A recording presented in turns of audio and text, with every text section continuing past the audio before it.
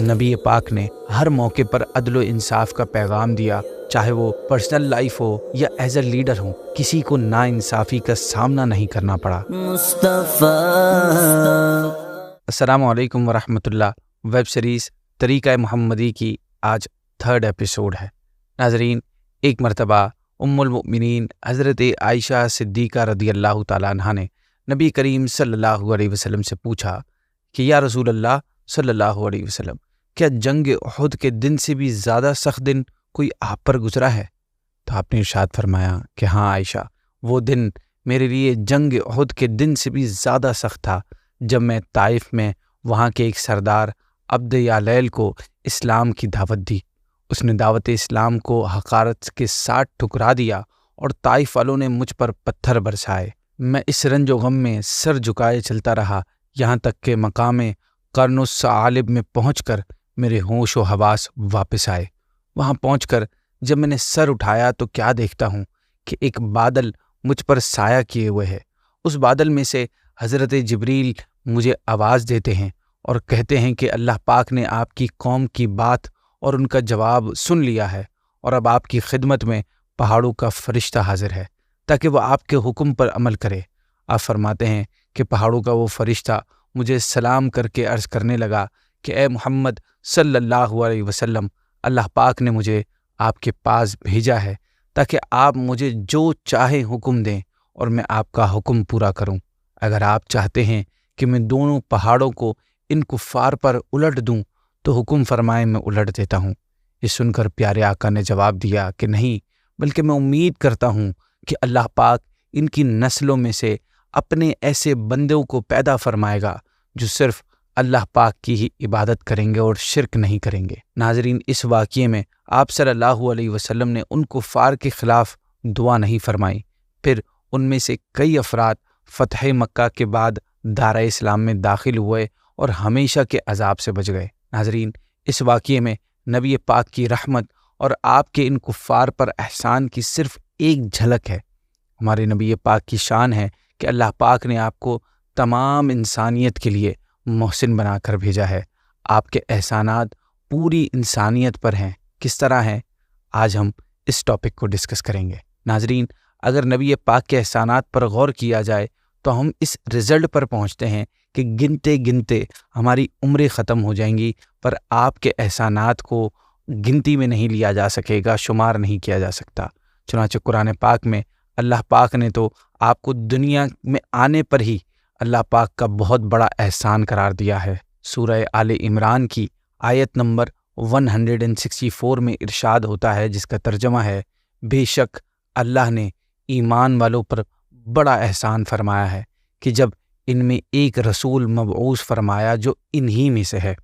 काजी अयाज मालिकी रहमतुल्लाहि तआला अलैह अपनी किताब शिफा शरीफ में फरमाते हैं कि रसूलुल्लाह की ज़ात हिदायत का ज़रिया है।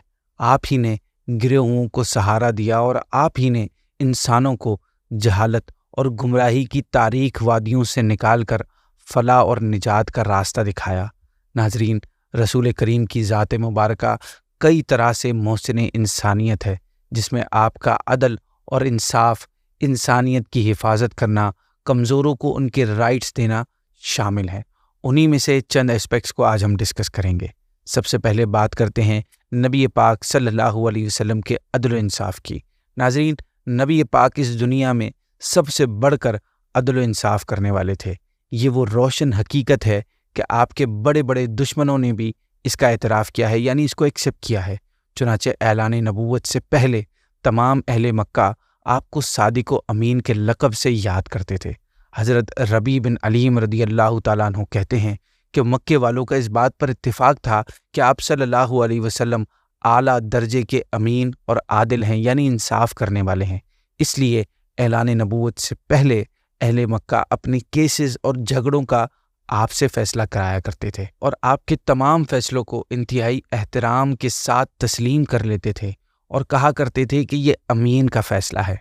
नाज़रीन, नबी पाक का अदल व इंसाफ फरमाना ये सिर्फ गैरों के साथ नहीं होता था, बल्कि जब आपके अपने करीबी लोगों में से कोई शख्स होता तो आप बग़ैर किसी रियायत के, बग़ैर किसी नरमी के اس کے ساتھ عدل اور انصاف کا فیصلہ فرماتے تھے۔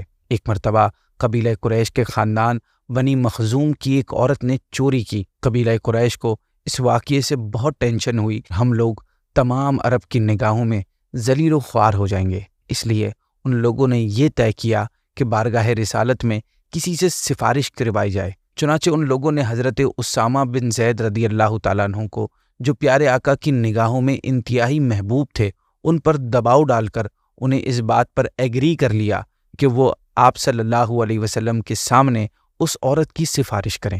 حضرت اسامہ بن زید نے قریش کے اصرار پر اس عورت کی سفارش کی۔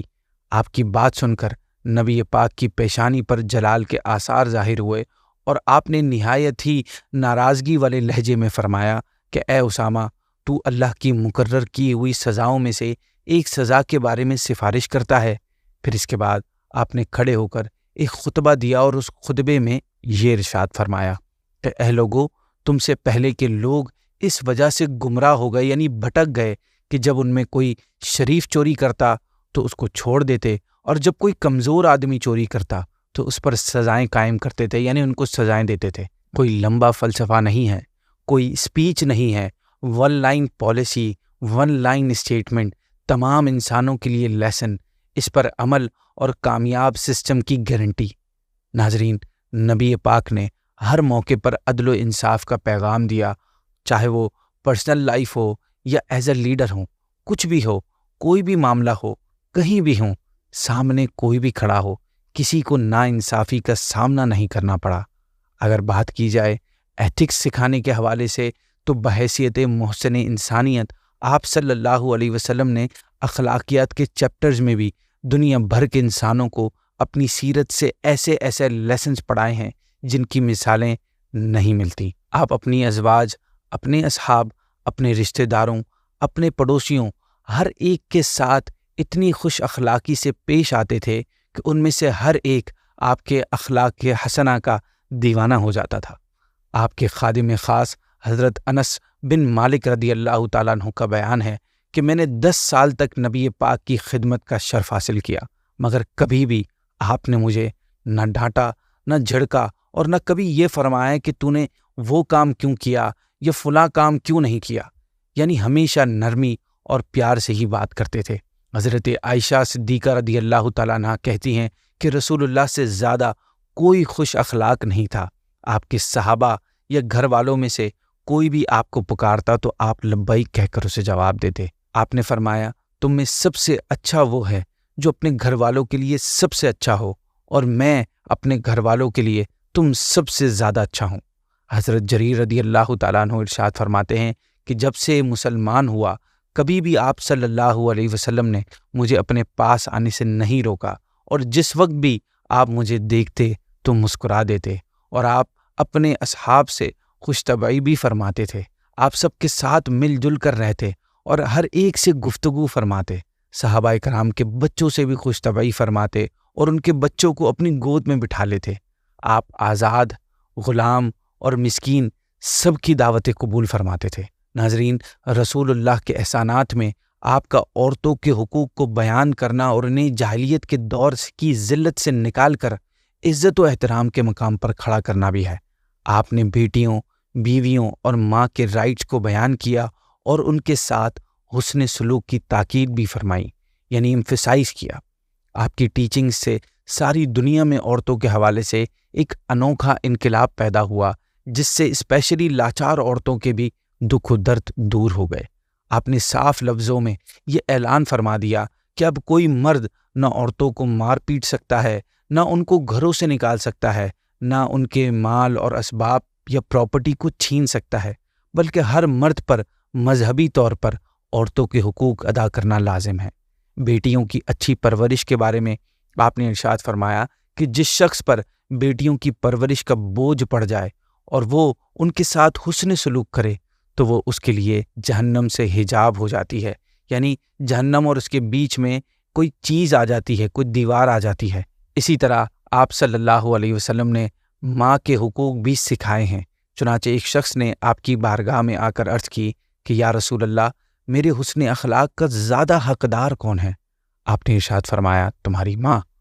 اس نے دوبارہ عرض کی اس کے بعد کون ہے؟ ارشاد فرمایا تمہاری ماں۔ تیسری بار عرض کی اس کے بعد کون؟ تو آپ نے اس مرتبہ بھی یہی ارشاد فرمایا تمہاری ماں۔ اس نے پھر عرض کی کہ اس کے بعد کون؟ تو آپ نے ارشاد فرمایا تیرا باپ۔ ناظرین، یہ رسول اللہ صلی اللہ علیہ وسلم کی بے مثال شخصیت ہی ہے جنہوں نے انسانوں کے مظلوم ترین طبقے عورتوں کے حقوق کو بیان فرما کر پوری انسانیت پر بہت بڑا احسان فرمایا، ورنہ نہ جانے آج بھی اس دور کی طرح کتنی ہی عورتیں مردوں کے ظلم اور زیادتی کا شکار ہو رہی ہوتی۔